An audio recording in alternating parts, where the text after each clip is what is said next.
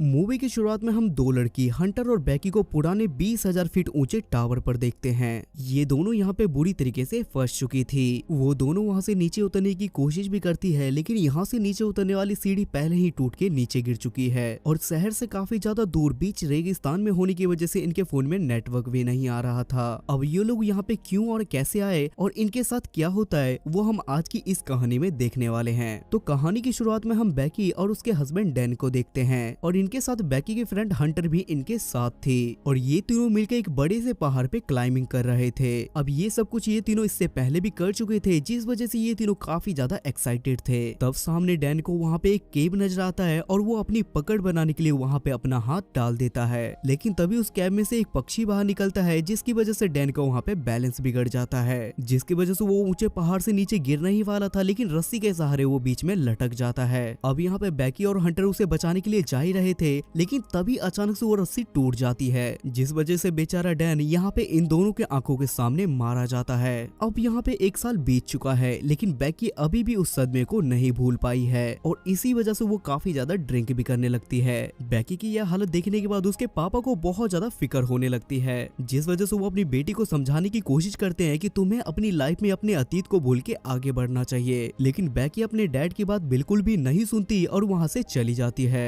अब बैकी की जिंदगी में कोई जीने की वजह नहीं थी, जिस वजह से वो घर पे जाके सुसाइड करने की कोशिश करने लगती है, लेकिन तभी उसे उसकी फ्रेंड हंटर का कॉल आता है, जो कि 1 साल बाद बैकी से मिलने के लिए आ रही थी और हंटर को बैकी के डैड ने ही कॉल करके उसे यहाँ समझाने के लिए बुलाया था। तब यहाँ पे हंटर बैकी का मन हल्का करने के लिए उसे रेगिस्तान वाली 20,000 फीट ऊंचे पुराने टावर के बारे में बताती है और वो कहती है कि हम पहले की तरह वहाँ पे क्लाइंबिंग करने के लिए जाएंगे। पहले तो बैकी ऐसा करने से उसे साफ मना कर देती है, लेकिन थोड़ी देर के बाद वो भी मान जाती है, क्योंकि उसे भी अतीत को भूल के अपनी लाइफ में आगे बढ़ना था। जिसके बाद अगली सुबह ये दोनों दोस्त क्लाइंबिंग करने के लिए वहाँ से निकल जाते हैं। अपनी पुरानी यादें ताजा करने के लिए बैकी हंटर का फोन उठा के उसकी पुरानी फोटोज देखने लगती है, जहाँ वो एक फोटो के अंदर हंटर के कंधे पे किसी लड़के का हाथ देखती है, जिस पर बैकी हंटर से उससे इसके बारे में पूछती है, लेकिन हंटर यहाँ पे उसका कोई जवाब नहीं देती। तभी बैकी के फोन पे उसके डैड का कॉल आता है, लेकिन वो अपने डैड का कॉल भी पिक नहीं करती।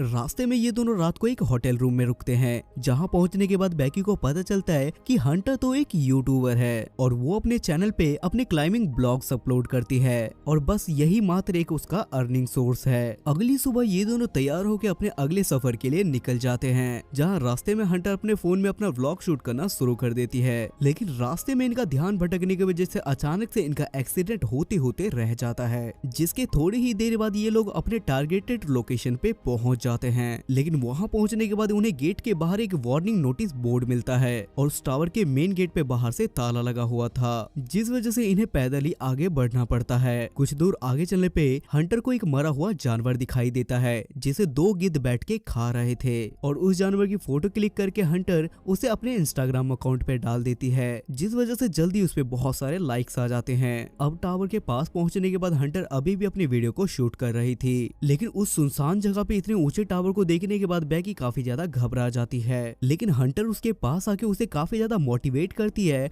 और उसे अपने डर पे काबू पाने के लिए कहती है। अब ये दोनों अपनी सेफ्टी रस्सी बांध के ऊपर चढ़ना स्टार्ट कर देते हैं, लेकिन ये टावर काफी ज्यादा पुराना होने की वजह से इस पूरे टावर में जंग लग गया था और टावर के अंदर का नट बोल्ट भी काफी ज्यादा लूज था, लेकिन इन दोनों को यहाँ पे जरा भी खबर नहीं थी कि आगे इन दोनों के साथ क्या होने वाला है। पर तभी वहाँ पे बैकी जिस रॉड को पकड़ती है वो रॉड अचानक से टूट जाता है, जिसे देख वो काफी ज्यादा घबरा जाती है, लेकिन किसी तरीके से हिम्मत करके वो दोबारा से टावर के ऊपर चढ़ने लगती है। अब ये लोग लगभग आधी दूरी तय कर चुके थे, जिस वजह से ये दोनों बीच में ही रुक के थोड़ा आराम करते हैं और उसके कुछ देर बाद ये दोनों अपना आगे का सफर शुरू कर देते हैं। अब 1800 फीट ऊपर जाने के बाद बैकी को काफी ज्यादा डर लगने लगता है, क्योंकि ऊपर जाने के बाद काफी ज्यादा तेज हवाएं चल रही थी और वो टावर भी काफी ज्यादा हिल रहा था, लेकिन यहाँ पे भी हंटर उसे मोटिवेट करते हुए कहती है कि हम अपने मंजिल के बहुत ज्यादा करीब हैं। अब यहाँ पे बैकी को कुछ भी समझ नहीं आ रहा था, क्योंकि आगे की सीढ़ी आउटसाइडेड थी और वहाँ पे खुद को बैलेंस करना ही खुद में बहुत बड़ा चैलेंज था, लेकिन इसके बाद भी ये दोनों यहाँ पे नहीं रुकते और दोनों मिलके टावर के सबसे ऊपर टॉप पे पहुंच जाते हैं। लेकिन शायद ऊपर चढ़ते हुए इन दोनों ने एक चीज नोटिस नहीं की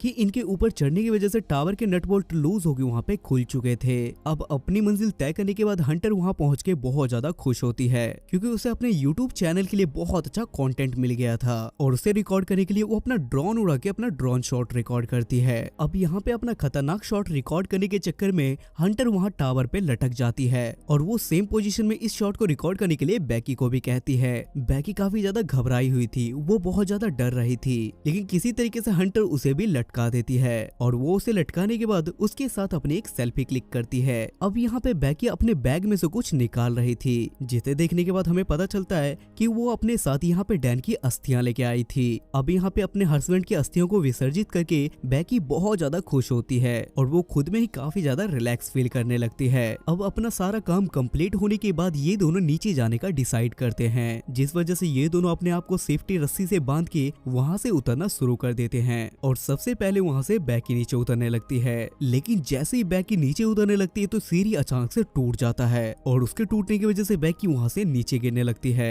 लेकिन क्योंकि इन दोनों ने यहाँ पे सेफ्टी रस्सी बांध रखी थी, इस वजह से बैकी की यहाँ पे जान बच जाती है और हंटर यहाँ पे बड़ी मुश्किल से बैकी की यहाँ पे जान बचा लेती है। जब बैकी वहाँ से किसी तरीके से ऊपर आती है तो उसके जान में जान आती है, लेकिन हद तो तब हो जाती है जब इन्हें पता चलता है कि इनकी यहाँ से नीचे उतरने की आखिरी उम्मीद भी खत्म हो चुकी है, जिसे देखने के बाद ये दोनों यहाँ पे काफी ज्यादा घबरा जाते हैं। अब हेल्प मंगाने के लिए ये दोनों अपना अपना फोन चेक करते हैं, लेकिन ज्यादा ऊंचाई में होने की वजह से इन दोनों के फोन में सिग्नल भी नहीं आ रहा था और इनके पास इनका खुद का बैग भी नहीं था। अब ये सब कुछ देखने के बाद बैकी काफी ज्यादा परेशान हो जाती है और वो हंटर से कहती है, मैंने तुम्हें पहले ही बोला था कि हमें ज्यादा ऊपर नहीं जाना चाहिए। जिसपे हंटर उससे कहती है कि तुम इसकी टेंशन मत लो, यहाँ पे कोई ना कोई सोल्यूशन जरूर निकलेगा। तभी हंटर नोटिस करती है कि बैकी के पैर पे एक कट लगा है, जिस वजह से वो अपनी शर्ट को उतार के उसके पैर को बांध देती है। अब ये दोनों यहाँ पे हेल्पलेस हो चुके थे, जिस वजह से इन दोनों के पास इंतजार करने के अलावा और कोई ऑप्शन नहीं था। तब यहाँ पे हंटर एक बार फिर से अपना यूट्यूब वीडियो शूट करना शुरू कर देती है, जहाँ बैकी उसका इंटरव्यू लेते हुए उससे पूछती है कि आखिर तुमने यूट्यूब क्यों स्टार्ट किया, जिसपे हंटर उसे एक लाइन में जवाब देते हुए कहती है कि डैन की वजह से।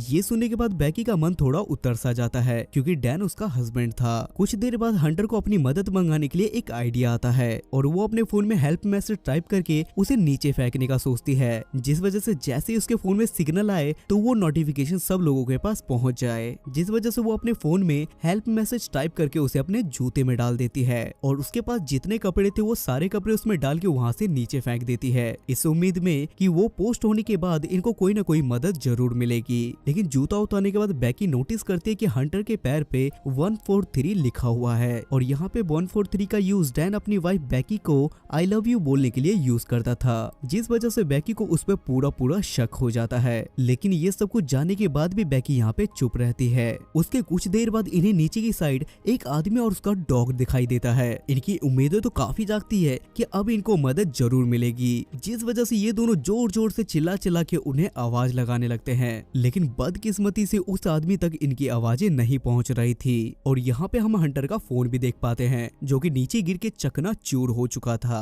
अब यहाँ पे बैकी अपना संकेत देने के लिए अपना एक जूता निकाल के उस आदमी के पास फेंकती है। वो जूता उस आदमी के पास पहुंचता तो जरूर है, लेकिन वो आदमी इनके इशारे नहीं समझ पाता और वो जूता फेंक के वहाँ से अपने डॉग के साथ जाने लगता है। अब अपना संकेत पहुंचाने के लिए बैकी वहाँ पे अपना फ्लेयर गन चलाने लगती है, लेकिन हंटर उसे ऐसा करने से मना करती है और कहती है कि अगर तुमने दिन में फ्लेयर गन चलाया तो वो किसी को दिखाई नहीं देगा। तब इन्हें सामने एक आरवी नजर आती है जिसके अंदर एक आदमी था। अब इनके पास एक लास्ट आइडिया बचा था कि जैसे रात होती है तो ये दोनों यहाँ पे फ्लेयर गन चलाएंगे, जिस वजह से उन लोगों को इनका यहाँ होने का सबूत पता चलेगा। अब यहाँ पे अंधेरा होता है और ये दोनों यहाँ पे फ्लेयर गन चलाते हैं, जिस वजह से वो दोनों आदमी इन्हें देख भी लेते हैं। अब यहाँ पे हंटर नोटिस करती है कि उन दोनों आदमियों ने इन्हें देख लिया है और वो दोनों आदमी इनकी कार के पास जा रहे थे। अब ये दोनों यहाँ पे काफी ज्यादा खुश हो जाते हैं, क्योंकि इन्हें लग रहा था कि वो आदमी यहाँ पे इनकी मदद करने के लिए आ रहे हैं। लेकिन वो दोनों आदमी इनकी गाड़ी के पास पहुँच के इनकी गाड़ी को चुरा के यहाँ से भाग जाते हैं। अब यहाँ पे इनकी हर मुमकिन कोशिश नाकाम हो रही थी, जिस वजह से इनका जीने का हौसला भी टूटता ही जा रहा था। अब यहाँ पे टावर की लाइट जलने लगी थी और अंधेरा होने की वजह से इन दोनों को वहाँ पे नींद भी आ रही थी, लेकिन वहाँ पे इन दोनों में से किसी का भी सोना इनकी लाइफ की सबसे बड़ी गलती हो सकती थी। अब यहाँ पे बैकी को रहा नहीं जा रहा था, जिस वजह से वो हंटर के टैटूज के बारे में उससे पूछ ही लेती है, जिस पर हंटर उसे रिवील करते हुए कहती है कि तुम्हारे हस्बैंड के साथ मेरा भी अफेयर था और बाद में मुझे रियलाइज हुआ कि वो मेरी सबसे बड़ी गलती थी। अब ये सब कुछ जानने के बाद भी बैकी को बहुत ज्यादा बुरा लगता है। जहाँ वो अपने पुराने गम को भूलना चाहती थी, वही नए नए राज उसके सामने खुल के आ रहे थे। अब इन दोनों को 24 घंटे बीत चुके थे और सुबह हो गई थी और बिना खाए पिए इन दोनों को भूख भी बहुत ज्यादा लग रही थी, जिस वजह से हंटर यहाँ पे डिसाइड करती है कि वो किसी तरीके से यहाँ से नीचे जाके अपना बैग ऊपर लेके आएगी और वो रस्सी को टावर में बांध के वहाँ से नीचे चली जाती है। लेकिन नीचे जाने पे हंटर को पता चलता है कि बदकिस्मती से उसकी रस्सी भी थोड़ी बहुत छोटी पड़ चुकी है। अब उसके पास यहाँ पे कोई ऑप्शन नहीं था, जिस वजह से वो अपनी रस्सी से लटक के वहाँ पे जंप कर देती है और वहाँ पहुंचने के बाद वो अपने बैग में से पानी निकाल के पीने लगती है और किसी तरीके से अपने बैग को उस रस्सी में लटका के खुद भी उस रस्सी के सहारे लटक जाती है।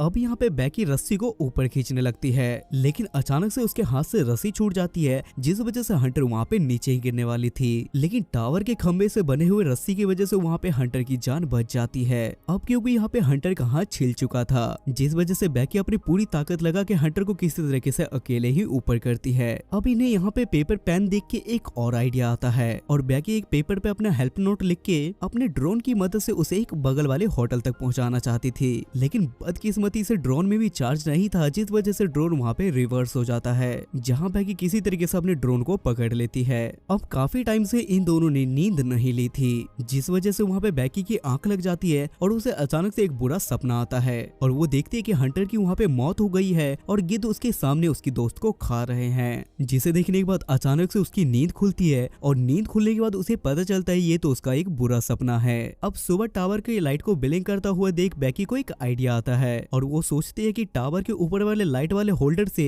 वो अपने ड्रोन को चार्ज कर सकती है, जिस वजह से वो किसी तरीके से उस टावर पे चढ़ के अपने ड्रोन को चार्ज में लगाती है, जहाँ उसे पता चलता है कि वहाँ पे होल्डर का प्लग काफी ज्यादा लूज है, जिस वजह से उसे वहाँ पे लटक के ही अपने ड्रोन को चार्ज करना पड़ता है। अब ड्रोन को चार्ज करने के चक्कर में बैकी वहाँ पे काफी देर से लटकी हुई थी, जिस वजह से उसकी हालत वहाँ पे और भी ज्यादा खराब हो जाती है। लेकिन इससे भी बुरी बात यह है कि वहाँ पे गिद्ध उसे देख के उस पे हमला करने लगते हैं। थोड़ी देर के बाद बैकी अपने ड्रोन को फुल्ली चार्ज करके नीचे आती है और वो अपना हेल्प नोट अपने ड्रोन में लगा के उसे चलाने लगती है। अब उस ड्रोन की मदद से इनका हेल्प नोट बगल वाले होटल में पहुंचने ही वाला था, लेकिन तभी अचानक से बीच सड़क में एक बड़ा सा ट्रक आने की वजह से इनके ड्रोन का एक्सीडेंट हो जाता है और इनका ड्रोन वहाँ पे चकनाचूर हो जाता है। और अब मानो तो इनके सोच के हिसाब से इनका सारा प्लान यहाँ पे चौपट हो चुका था। अब शाम हो चुकी थी, जिस वजह से वहाँ पे बारिश और तूफान आना शुरू हो गया था। बैकी अब और नहीं लड़ सकती थी और वो काफी ज्यादा थकी हुई थी, जिस वजह से उसे नींद आने लगती है। लेकिन हंटर उसे ये कह के वहाँ पे सोने से मना करती है कि अगर तुम यहाँ पे सोई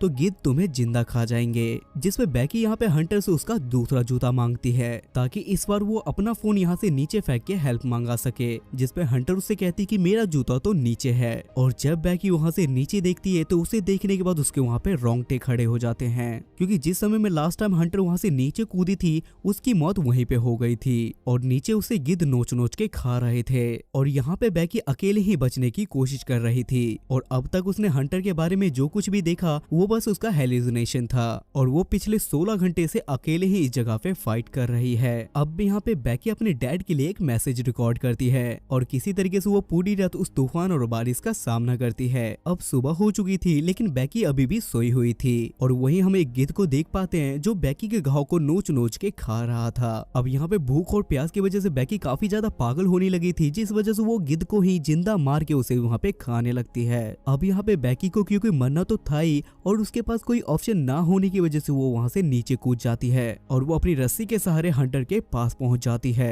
और यहाँ पे वो अपना मैसेज टाइप करके हंटर के दूसरे जूते में डाल देती है और अपने फोन को प्रोटेक्ट करने के लिए वो उस जूते को हंटर की बॉडी में डाल देती है और उसकी बॉडी की प्रोटेक्शन की वजह से इस बार तो फोन जरूर बचना था और वो लास्ट टाइम पे अपने दोस्त से माफी मांग के उसकी बॉडी को नीचे गिरा देती है। लेकिन जैसे ही बैकी के डैड को उसका मैसेज मिलता है तो वो पूरी पुलिस की टीम को लेके वहाँ पे पहुंच जाता है। वहाँ पहुंचने के बाद बैकी के डैड और पुलिस वालों को वहाँ पे एक बॉडी मिलती है, जिसे देखने के बाद बैकी के डैड की भी वहाँ पे हिम्मत टूट जाती है। लेकिन यहाँ पे पुलिस वालों ने रेस्क्यू करके बैकी को भी बचा लिया था और अपनी बेटी को जिंदा देख बैकी के डैड को बहुत ज्यादा खुशी मिलती है और अपने डैड से दोबारा मिलने के बाद वो बहुत ज्यादा खुश होती है, क्योंकि एक तरीके से वो जीत जी मर ही गई थी। और ये मूवी यहाँ पे खत्म हो जाती है।